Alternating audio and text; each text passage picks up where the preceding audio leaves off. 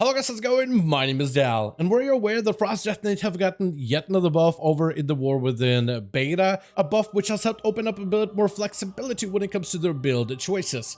Frost Death Knights in most cases either have a choice of dual-wield breath build or a two-handed obliteration build, but now they can do a bit of mix and matching somewhere in between to really help customize their playstyle. Besides buffs to Frost Death Knights, we did actually see some unfortunate news as well, as one of the hero talents for Death Knights, primarily good for Unholy spec, as well as the entire spec of Unholy, have both seen some surprisingly heavy nerfs in order to help bring their damage down a little bit, maybe closer to on par to some of the other melee classes. So that's a lot to cover for us. So in today's video, I want to take a deeper look at the changes that happened to Death Knights in this newest beta build. But as per always, if you guys enjoy these kind of updates, be sure to follow the channel. Otherwise, let's dive right in. So as per usual, when it comes to most of these class updates, I like to go over the generalized stuff first, like the generic things, general Death Knight changes, starting off with some of the hero talent adjustments as of this week. So Riders of the Apocalypse saw a slight adjustment, which benefits both Unholy and Frost, though I think it's really big for Frost in particular, with a talent right here in the choice node. You get a choice node of a couple of options, either Fury of the Horseman, where every 50 runic power you spend extends the duration of your horseman's aid in combat by 1 second up to 5 seconds maximum, just so when you summon random horsemen throughout combat, or when you pop all of your cooldowns at the beginning to summon all 4 horsemen at once, this just simply extends the duration of the horseman to just keep them more effective out in combat. The other option is a Feast of Souls, which has a bit of RNG tied to it. While 2 or more horsemen are aiding you, which happens pretty regularly during your cooldowns, but sometimes you do get a chance summon on a couple of horsemen at once, your runic power spending abilities deal 30% more damage. They've increased this one a little bit from 20% to 30%. Now, the proc rate for horsemen, I think, is fairly generous, I'd say. They are out quite often. I feel like you always have at least 1 horseman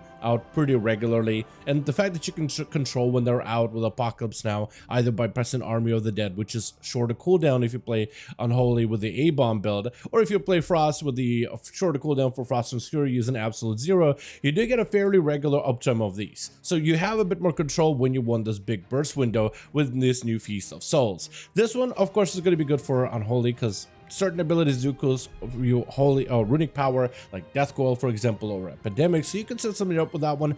Though I think where this benefits the most, I'd say probably is for spec of Frost Death Knight with the Breath of Sindragosa build, which is gaining more and more traction over on the beta. This does just a ton of condensed, raw, runic power style damage, and having that damage be amplified by 30% with your Riders of the Apocalypse, it does give you an opportunity to maybe delay Frost and Fury to synergize together inside of your Breath of Sindragosa, and then hopefully have those riders out for as long as possible during the peak of your Breath of Sindragosa window with Pillar of Frost. This one does, again, like I said, seem like a Frost Death Knight buff, though technically it's a buff for both specs as well.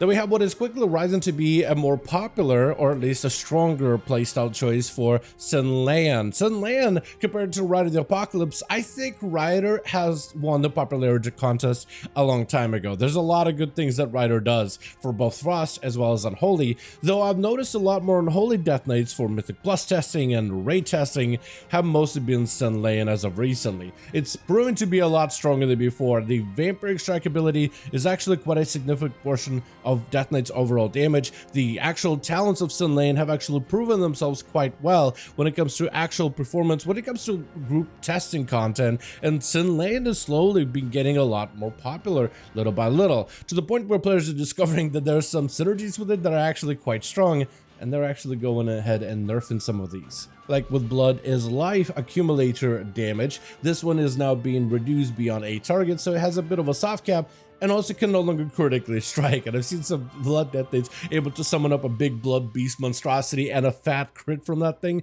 would do a ton of actually just respectable damage in AoE content. The haste provided by the Blood Queen buff from the Vampiric Strike ability has also been reduced from 1.5% down to 1%, so that is going to mean slightly lower haste values, which are fairly easy to achieve and even maintain thanks to the capstone of Gift of Sunlan, where activating Vampiric Blood as Blood or Dark Transformation as Unholy allows you to gain the ability to spam Vamp Strikes as much as you want to, which if you get a good proc here or there of Vampiric Strike outside of the window, you can basically maintain this buff basically permanently at all times. The Vampiric Strike healing itself has also been reduced, which is the one part that I'm not the happiest about, to be honest, because for Blood and Unholy it used to be 3% and 5% of your overall healing, but now it's down to 1% and 2%.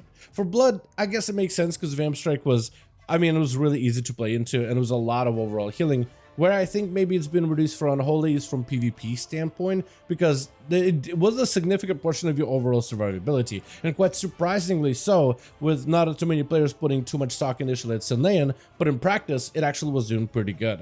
Vampiric Strike damage itself has also been reduced by 15%, which again only makes it a little bit less good for this playstyle. And the Infliction of Sorrow talent that has this like dot extension mechanic while you have your big burst phase, like whenever you have your Vampiric Blood active or Dark Transformation, you have Vamp Strike at all times. During those phases, Vamp Strike will actually extend your Virulent Plague or the Blood Plague as a Blood Death Knight by a few seconds. They reduce that extension from a 3 seconds to a 2-second extension. And another point of Infliction of Sorrows, it inflicts a portion of that dot damage instantaneously every time that you would extend that dot. So it used to be 20% of that dot's duration, now it's down to 10%. So quite a significant amount of nerfs for Sin Lane. I think for Unholy in particular, it is going to make Rite of the Apocalypse and Sin Lane even more closer to one another, because Sin Lane was really kind of stealing the show, even though not as many players prefer playing it, as Rite of the Apocalypse has other utility benefits and just overall visual aspect, though Sin Lane was actually doing a lot in terms of numbers. I'm just hoping they don't end up nerfing Sin Lane too much, where it just drops off for Unholy Blood completely. Speaking of a drop off for the spec of Unholy, the entire spec has kind of, I guess I shouldn't have been surprised, but the entire thing has been nerfed by basically 15%. Everything from your Clawing Shadows ability, your Raised Dead Ghoul damage, your Scourge Strike, your Death Ghoul damage, the Mages of the Dead damage, your Apocalypse Ghouls, your Epidemic Festering Wound, all of these things have been nerfed by 15%, which made a lot of players kind of take a step back and be like, whoa, hold on a second, whoa, that seems a little heavy-handed, don't you think? That's a lot of significant abilities that are part of your core rotational gameplay, all being nerfed at once. But in truth, last week at the very least, I think Unholy Death Knights were probably doing some of the best damage out there. It is beta, none of these things are final, damage tuning is still going to be a thing, and I think this change is just part of the damage tuning process. You see, where other classes were able to have their burst be able to ascend to about 1.25-ish million or whatever, and then their damage for the overall in a raid setting for single target would drop down to about, I don't know, 800, 700, maybe 900 in some cases, depending on the spec, depending on the gear or the fight duration.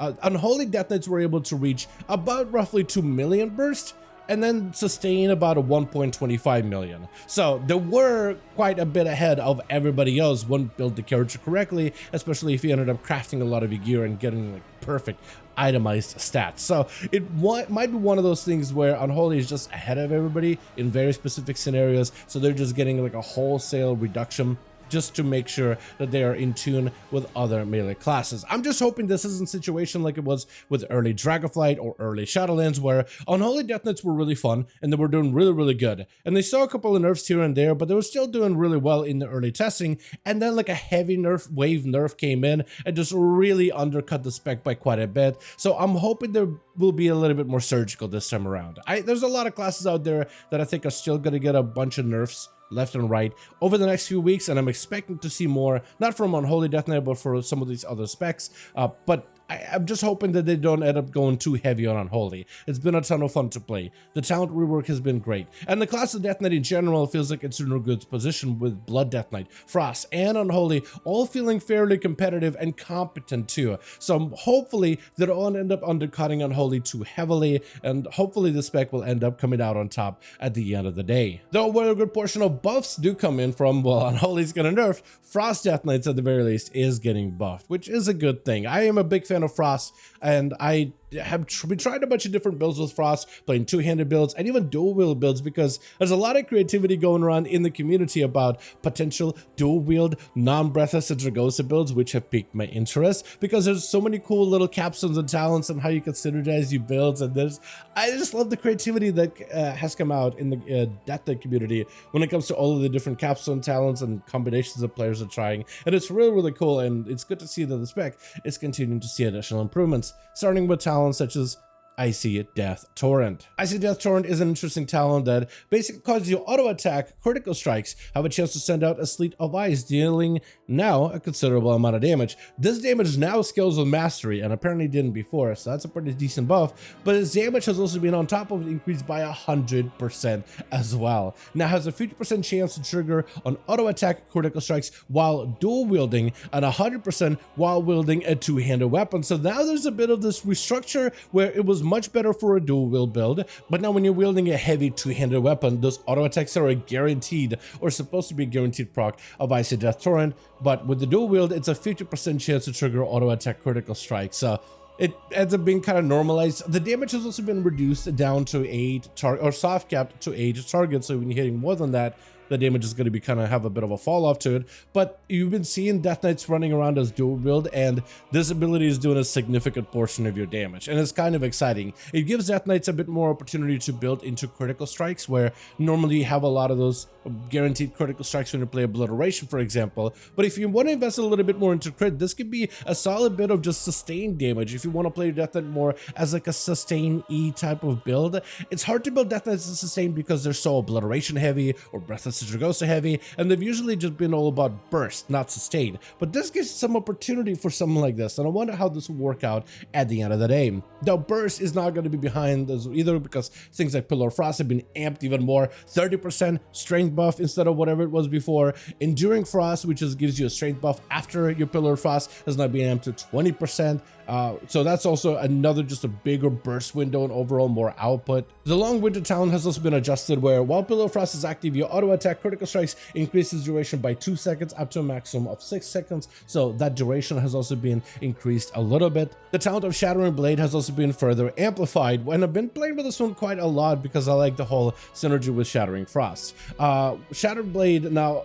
With Shadow Blade, Frost Strikes damage, when it damages an enemy that has 5 stacks of Razor Ice, it'll consume all those stacks to now deal 125% more damage instead of 100%, so 25% more damage from what it was doing before. Shadow Frost has also been amplified on top of it, which is a nice synergy talent because you are going to be consuming stacks of Razor Ice with Frost Strikes anyway, and that can cleave multiple targets, which can give you like a single target focus funnel build where single target damage just creates AoE damage, so it allows you to really focus down the target. I've been liking this one a ton. So this one has also been amplified by 15% as well, so that has been amped by quite a bit, doing 65% of his damage, which is has been amplified with Shadow Blade, so it kind of like plays off of one another, which is also really good to see. Hyperexia has also been buffed up if you go in heavy into the Breathless Dragosa build. With Hyperexia now, the chance to trigger has been increased to 35% and deals 45% additional damage over 30, which again is another way to add a little bit of the sustain-ish damage that you can add as part of your Death Knight playstyle. Though with talents like Rage of Frozen Champion, they did end up lowering down the amount of runic power that you get with this one. Instead of 8, you get 6, which is a very light change, but I think it does end up kind of affecting your overall runic power economy when you're thinking about those Breathless Dragosa playstyle builds. And Smothering Offense has also been buffed up as well, where your auto attack damage is increased by 10% instead of 6%, and this amount is increased for each stack of icy talents you have, and it can stack up to 2 additional times, which has a cool synergy with the talent of Deathbringer, because there's a way for you to stack 2 additional stacks of icy talents, so your auto attack damage can actually be a significant portion of your overall damage. Those auto attack, if they crit, I mean, they do more damage, but also send out an Icy Death Torrent, which can give you a lot more sustain type of gameplay out of your Frost Death Knight if you end up building into it. Now, I've tried out all types of builds of Frost Death Knight, from the two-handed build, which is usually Obliteration only, to a dual-wield build that's like a hybrid playstyle, as well as your classic dual-wield Breathless Dragosa builds. And you know what? I'm generally not a big fan of Dragosa, but I can understand why players enjoy that burst window. It is satisfying. It is very strong. I do wonder if there's an opportunity to play a Death Knight as a more sustained playstyle, or not as like long-term cooldown heavy, not playing around a heavy 2-minute cooldown window, but rather shorter cooldowns. And the dual wielding, auto attacking, sustained Death Knight is something that I do want to explore some more, like a nice middle ground between not quite as machine gun rapid fire bursty as the full obliteration build, but not quite a 2-minute locked in class as a Breathless Dragosa build. And I think there's some opportunities to explore that type of playstyle too. And the community of Frost Death Knight seems to be also on board with that type of exploration. Right now it is still in early beta. We still don't really have a solidified Frost Death Knight build that is going to be the best build for raids or dungeons. There's just some suggestion builds as to like dungeon and raid testing, but it's fun to explore this type of playstyles, and it looks like Death Knights are kind of sort of slowly moving in the direction little by little, and it allows you to play around with Rider of the Apocalypse or even Deathbringer, and there's a lot of different cooldowns that you can kind of micromanage and utilize in different ways. And I really like that type of playstyle of Death Knight, and I wonder if Frost could potentially evolve into like a middle ground type of build, and if that could potentially be a viable playstyle going forward, because I like all the different synergies that you can create, and I like the creativity that Frost finally starts to feel like there may be a potential for him to not just have like two types of like builds, not a Breathless Dragosa or obliteration, but something that's kind of in the middle, something where there could be a bit more experimentation. And hopefully they're able to get that tuning that is necessary in order to be able to achieve that type of a feeling. But honestly, at the end of the day, who cares what I think about these Death Knight changes? I want to hear from you guys, some thoughts down in the comments below.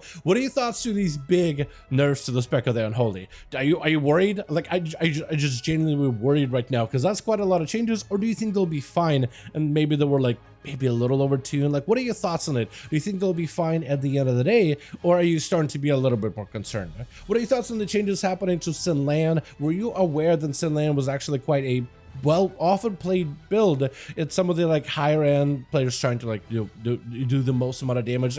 Were you aware that Sin Lan was actually getting some traction? And what are your thoughts on some of the nerfs that Sin Lan has gotten? Also, what are your thoughts on Frost Death Knights? And what are your thoughts on the ability of them potentially having like a middle ground build? Or would you rather play a Death Knight as a Breathless Dragosa, or would you rather have that two-handed obliteration playstyle, or would you be fine with even exploring something that's like a mix of both and kind of amalgamation that could potentially even perform an endgame content? Let me know all of those thoughts in the comments down below. As per usual, if you guys enjoyed this video or found it informative, go ahead and give it a thumbs up. I would very much appreciate it. And as always, in the description of every single video and live stream, we have a link to our Discord community channel. Probably the best place to reach out to me directly in case you want to let me know what you thought about this video, or hang out with the rest of the community to discuss some of the upcoming changes.